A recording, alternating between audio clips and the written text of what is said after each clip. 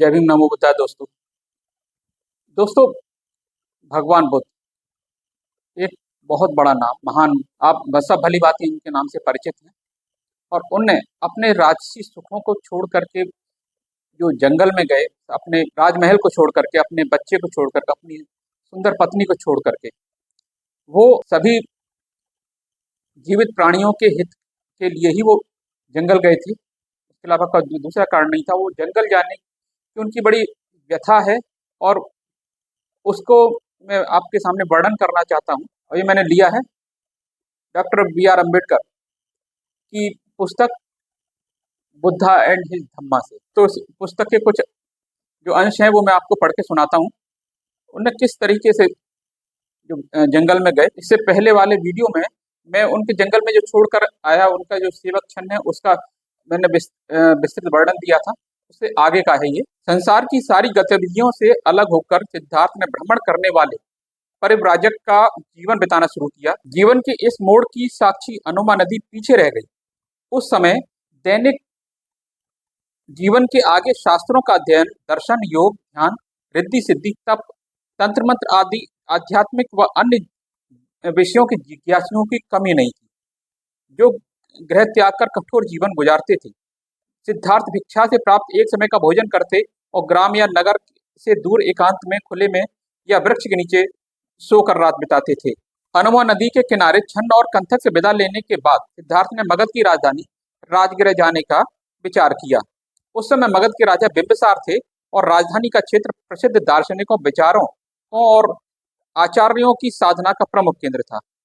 वहाँ कई विद्वान, ऋषि मुनि, तपस्वी निवास करते थे और युवा बिंबिसार स्वयं भी बहुत बड़े विद्वान। नदियों, पहाड़ों और घने जंगलों में डरावने रास्तों की बहुत लंबी और कठिन यात्रा तय करके वह राजगृह पहुंचे। जब सिद्धार्थ राजगृह नगरी पहुंचे तो वहां के लोग उनकी गरिमा देखकर चकित हो गए।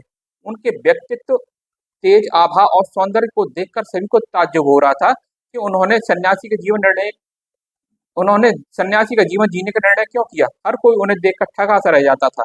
राहगीर उनकी एक झलक पाने के लिए रुक जाता था। कोई उनको हाथ जोड़कर प्रणाम करता तो कोई शीश नवाकर बंदन और नमन करता था।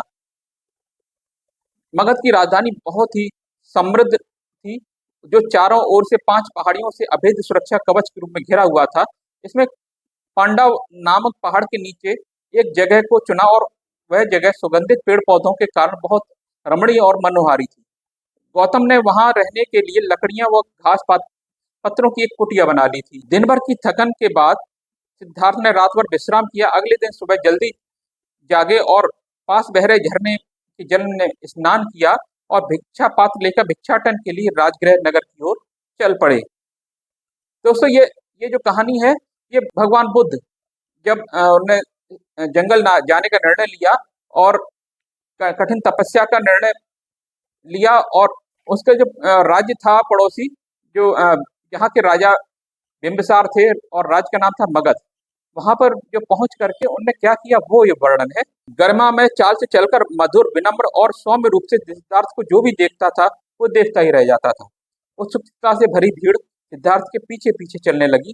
कोई उन्हें सन्यासी कहता, कोई देव, कुछ गौतम भी कहते, तो कोई सोचता कि यह तो राजकुमार है। जब राजमहल के राज दरबारियों ने यह दृश्य देखा तो वो भी गौतम को देखने व उनके बारे में जानने से रोक नहीं पाए। कुछ ठोस जानकारी प्राप्त कर एक दरबारी ने राजा बिंबिसार को उस परिव्राजक के बारे में बताया। जब परिव्राजक जो तथागत बन गए थे तो उनके बारे में जब राजा को बताया तो राजा ने उनसे मिलने की इच्छा जाहिर की और अपने जो गुप्तचर थे उनको भेजा कि वो कहाँ रहते हैं, क्या करते हैं। वो सब जानकारी प्राप्त करने के बाद में जब राजा सिद्धार्थ से मिलने पहुंचे तो वहां क्या हुआ, वो दोनों, राजा और सिद्धार्थ दोनों ही लगभग एक ही बराबर उम्र के थे। जब वहां पहुंचे तो सिद्धार्थ खड़े हो गए और वेशभूषा देखकर समझ गए कि आए हुए व्यक्ति मगध के राजा हैं। सिद्धार्थ ने हाथ जोड़े और उनको पास की एक बड़ी शिला पर बैठने का आग्रह किया। सिद्धार्थ राजा के सामने शिला पर बैठ गए। राजा परिव्राजक के सभ्य और सौम्य व्यवहार से बहुत प्रभावित हुए। उन्होंने विनम्रता से सिद्धार्थ की कुशलता के बारे में पूछा तो सिद्धार्थ ने राजा का आभार प्रकट करते हुए शालीनता से अपनी सकुशलता के बारे में बताया।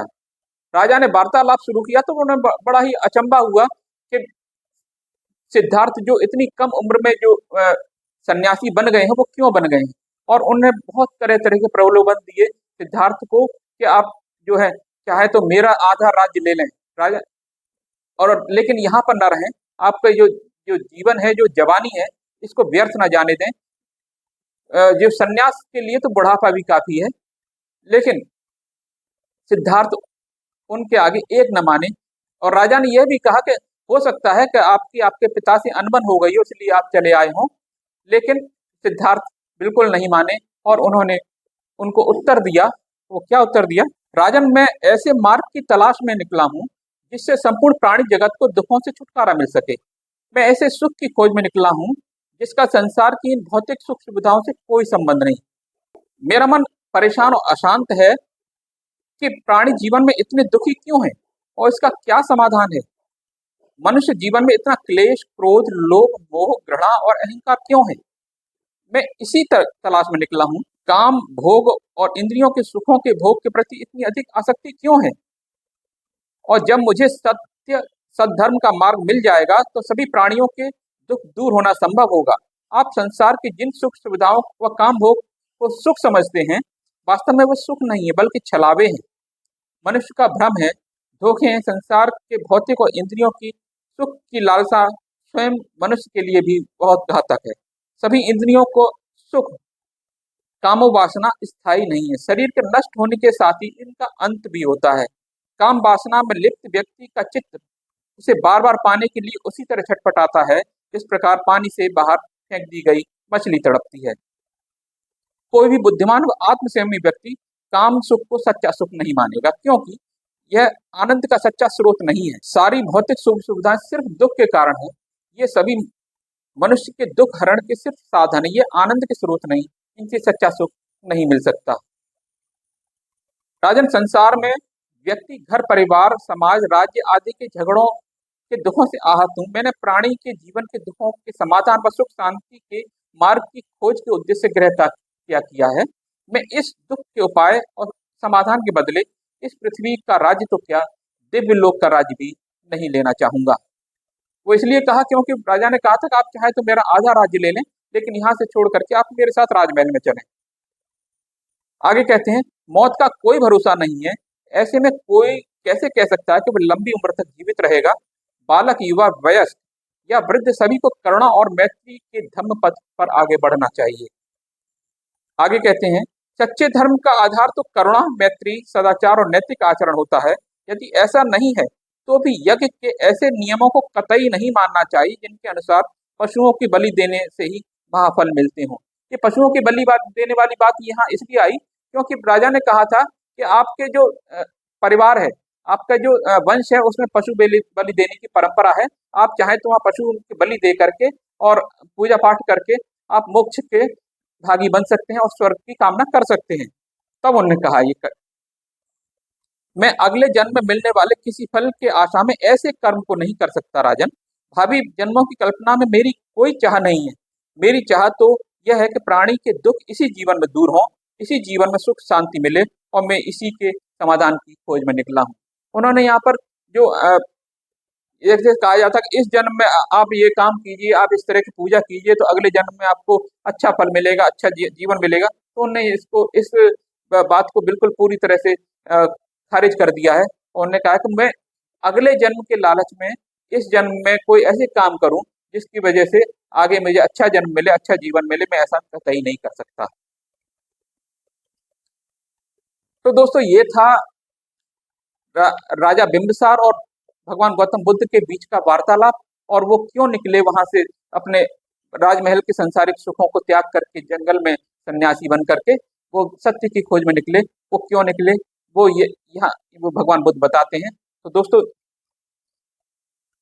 ये कैसा लगा वीडियो में, आगे जो है उन्होंने क्या किया अपने जीवन में, किस तरह के कठिन दुखों को भोगा, वो मैं अगले वीडियो में बताऊंगा। तो इस वीडियो को यहीं समाप्त करता हूँ कि वीडियो भी काफी लंबा होता जा रहा है और आप लोग भी इसमें ऊब महसूस होगी, इसलिए मैं बाकी अगले वीडियो में बात करूंगा। तो तब तक के लिए आपको वीडियो अच्छा लगा हो, थोड़ा सा भी अच्छा लगा हो, तो इसको लाइक कीजिए, सब्सक्राइब कीजिए चैनल को अगर आप मेरे चैनल पर नए हैं, और इस जो ज्ञान है ये डॉक्टर बी आर अम्बेडकर का, इसको आगे तक पहुंचाने के लिए इस वीडियो को ज़्यादा से ज़्यादा शेयर कीजिए। धन्यवाद। जय भीम, नमो बुद्धाय।